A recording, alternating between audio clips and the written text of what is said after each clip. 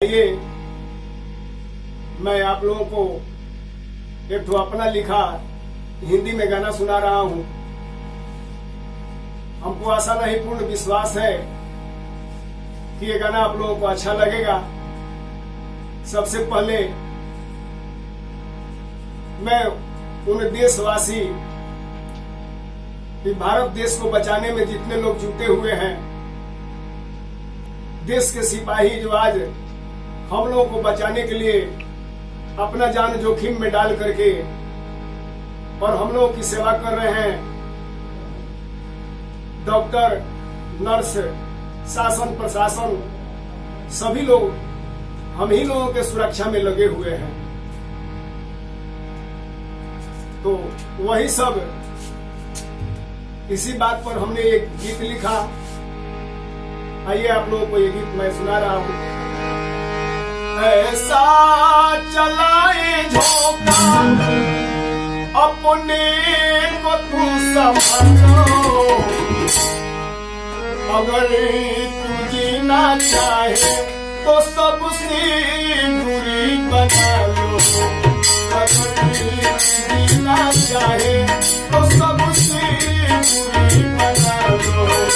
ऐसा चलाए झोंका अपने संभालो, अगर जीना चाहे तो सबसे दूरी बना लो, अगर जीना चाहे तो सबसे दूरी बना लो।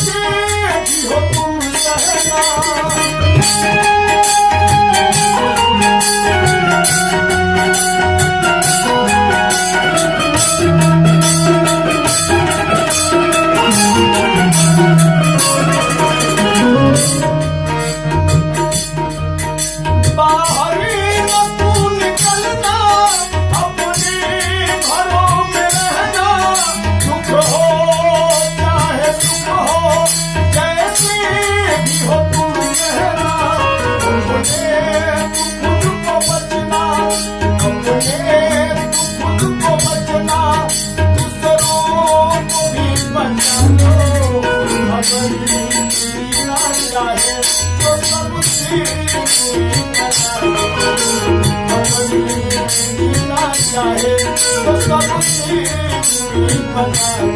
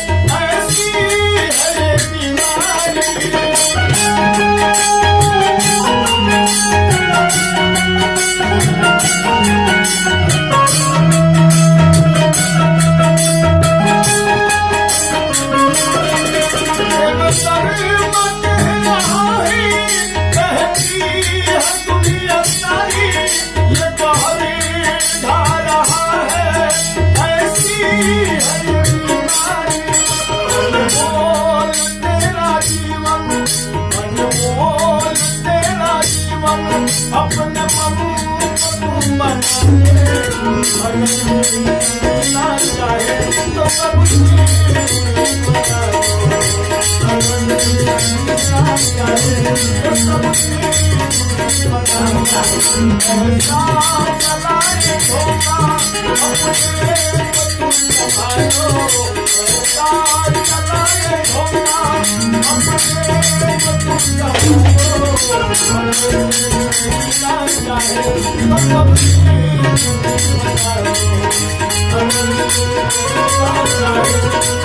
सबसे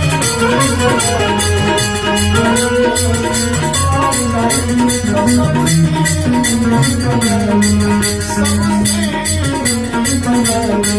सबसे